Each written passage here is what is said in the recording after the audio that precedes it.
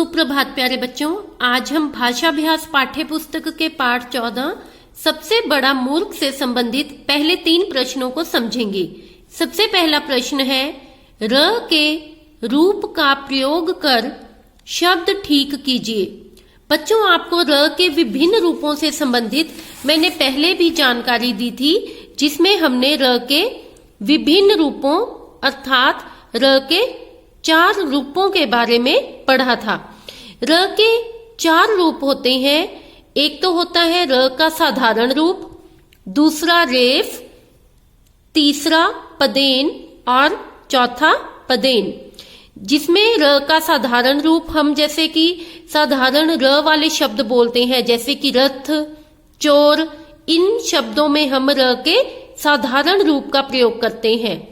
अगला है रेफ। रेफ के बारे में आपको विस्तार पूर्वक जानकारी पहले भी दी गई है, जिसमें आपको समझाया गया था कि जो रेफ होता है वो अक्षर के ऊपर लगाया जाता है और ये आधा र होता है, इसलिए इसे अक्षर के ऊपर लगाया जाता है और इसकी आकृति कैसी होती है, अंग्रेजी भाषा के सी की तरह होती है। और जिस अक्षर के ऊपर रेफ लगाया जाता है इसका उच्चारण उस अक्षर से पहले किया जाता है, जैसे कि गर्व, धर्म। और आगे है पदेन। बच्चों, पदेन र का वह रूप है जिसका प्रयोग अक्षर के पैर में किया जाता है। ये भी र का आधा रूप ही होता है और इसे अक्षर के पैर में प्रयोग में लाया जाता है। जैसे कि यहाँ देखिए, क लिखकर उसके पैर में एक हल्की सी ये लाइन, तिरछी लाइन लगानी है। ये र का आधा रूप है और इसे क्या कहा जाता है, पदेन कहा जाता है। अब इसे कैसे पढ़ेंगे हम, क्रम, भ्रम।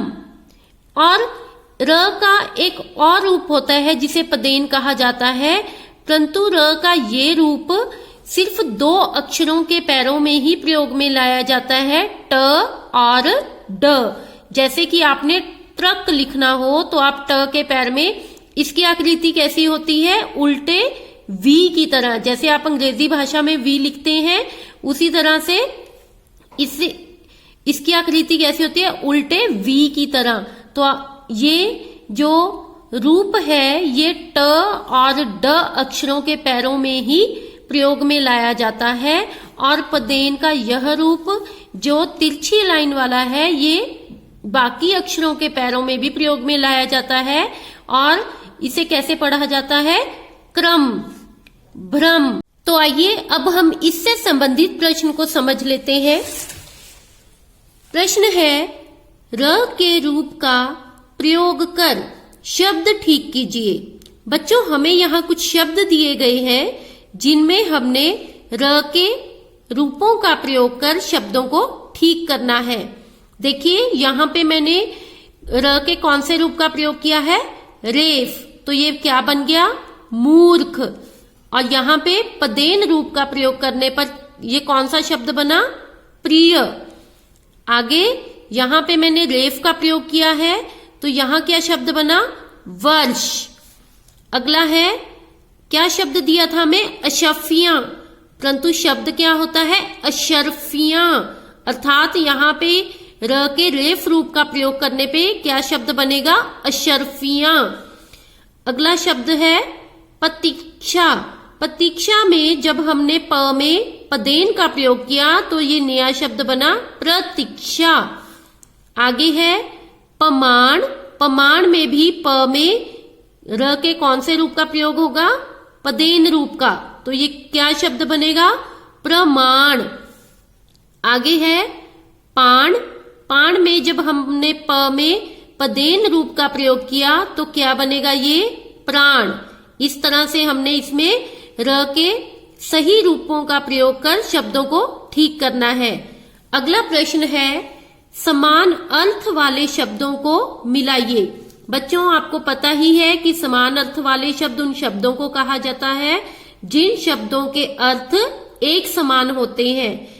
हमें यहाँ कुछ शब्द दिए गए हैं, हमें उनके समान अर्थ वाले शब्दों को मिलाना है। सबसे पहला शब्द है अवसर। अवसर का समानार्थी शब्द क्या होता है?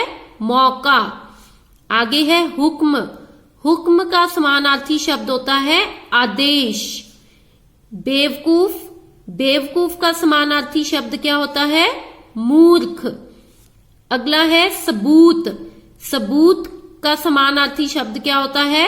प्रमाण। अगला प्रश्न है, ध्यान पूर्वक पढ़िए। बुद्धिमान शब्द को ऐसे भी लिखा जाता है। बुद्धिमान। बच्चों ध्यान से देखिए, यहां पे जो बुद्धिमान में आधा द में हलंत का मतलब क्या होता है कि ये आधा द है। बुद्धिमान शब्द को आज के समय में हम इस तरह से लिखते हैं, परंतु बुद्धिमान शब्द को इस प्रकार से भी लिखा जाता है, द के पैर में आधा ध लगाकर। बच्चों जो प्रयोग बुद्धिमान शब्द का आज हम कर रहे हैं, ये क्या है? ये इसका मानक रूप है। मानक रूप का मतलब होता है जिसे हम आज के वर्तमान समय में प्रयोग कर रहे हैं। और जो बुद्धिमान का द के पैर में ध वाला रूप है, ये इसका प्राचीन रूप है। शब्द दोनों सही हैं, परंतु आज के समय में जो हम बुद्धिमान शब्द का प्रयोग कर रहे हैं, वह इसके मानक रूप का प्रयोग कर रहे हैं, जो कि किस प्रकार से लिखा जाता है? द के पैर में हलंत लगाकर। अब हमें यहाँ पे जो शब्द दिए गए हैं वो मानक रूप वाले दिए हैं। हमने बताना है कि इन्हें किस प्रकार से लिखा जाता था पहले। जैसे कि यहाँ पे शुद्ध, आजकल हमने शुद्ध शब्द लिखना हो तो उसे इस प्रकार से लिखते हैं, ये शुद्ध का मानक रूप है। और अगर हमने इसे इसका प्राचीन रूप लिखना हो तो कैसे लिखेंगे? श को छोटे उ की मात्रा शु और द के पैर में ध लगाकर शुद्ध। ये इसका जो रूप है ये पहले प्रयोग किया जाता था, और आज जो इसका प्रयोग किया जा रहा है वो इस प्रकार से किया जाता है, द के पैर में हलंत लगाकर। ये इसका मानक रूप है। तो हमें यहाँ पे कुछ शब्दों के मानक रूप ही दे रखे हैं, हमने इनके प्राचीन रूप लिखने हैं कि इन्हें पहले कैसे लिखा जाता था। बुद्ध। बुद्ध में भी द के पैर में क्या लगा देंगे हम? आधा ध। विद्वान। विद्वान में द के पैर में आधा व। देखिए व किस प्रकार से लगाया जाता है? इस प्रकार से आधा व जो है द के पैर में लगाकर विद्वान लिखा जाता था। और आजकल हम कैसे लिखते हैं इसे? द के पैर में हलंत, व को आ और न, विद्वान। अगला शब्द है विद्या। विद्या को पहले कैसे लिखा जाता था? देखिए पहले द बनाकर फिर उसके साथ ही य लगाया जाता था। जिस प्रकार से हम द के पैर में क्या लगा के लिखते थे? ध, और द के पैर में व लगाया जाता था, उसी प्रकार से द के साथ क्या लगाया जाता था? य, और इसे क्या पढ़ा जाता है? द्य। तो ये क्या बन गया? विद्या। और इसे आजकल हम कैसे लिखते हैं? द के पैर में हलंत लगाकर, विद्या। और अगला शब्द है क्रुद्ध। क्रुद्ध को पहले कैसे लिखा जाता था? द के पैर में ध लगाकर, क्रुद्ध।